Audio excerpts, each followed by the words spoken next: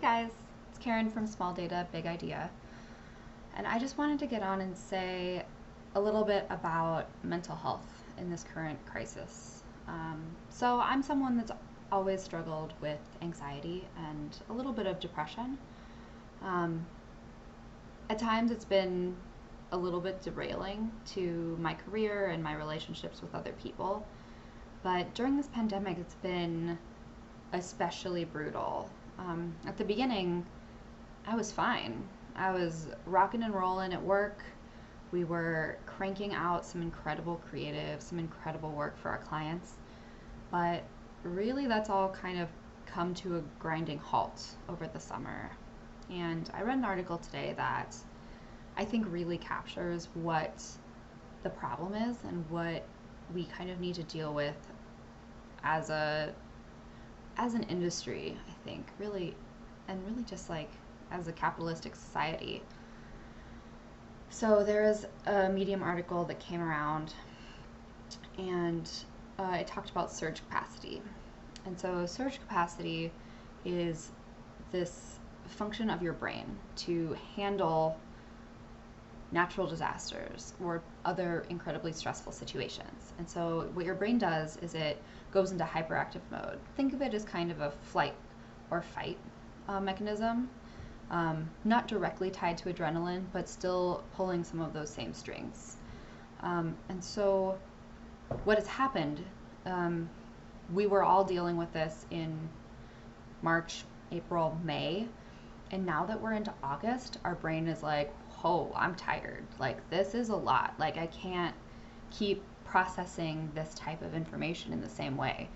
And if you're like me, you might be a little bit of maybe like an adrenaline junkie or like a deadline junkie, where you always want to be busy, you always want to be productive. You were always that kid that was really busy in school, running from school to sports practices, maybe an after school job.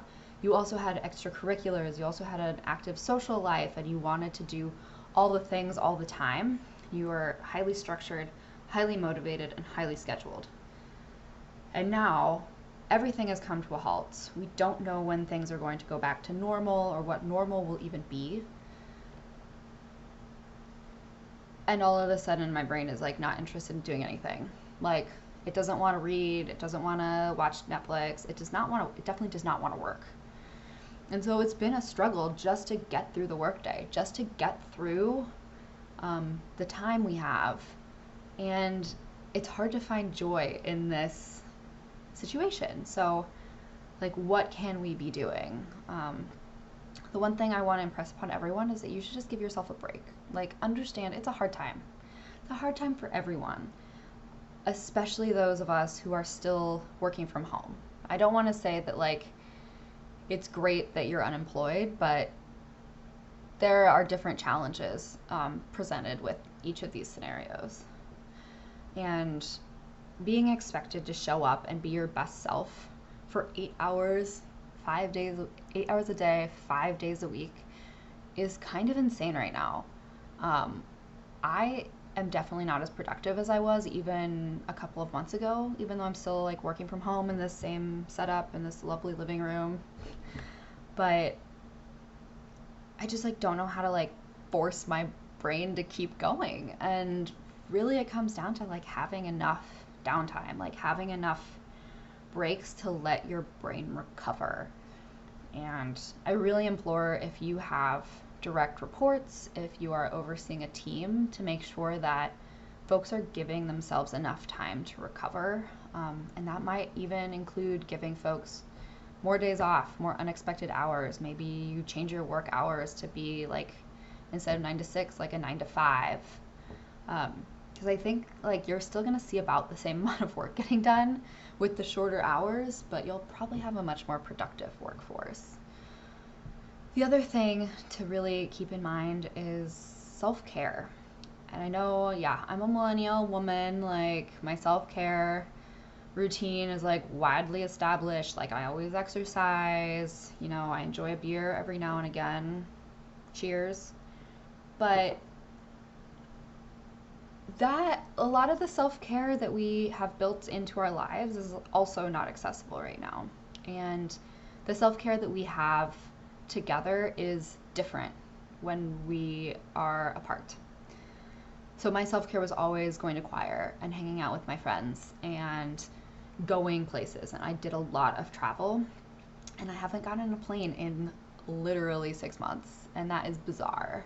And it makes it really difficult to look forward to anything because the things I used to look forward to and enjoyed the most are no longer options. So I've spent a lot of time trying to figure out what it actually is that makes me happy and what can make me happy.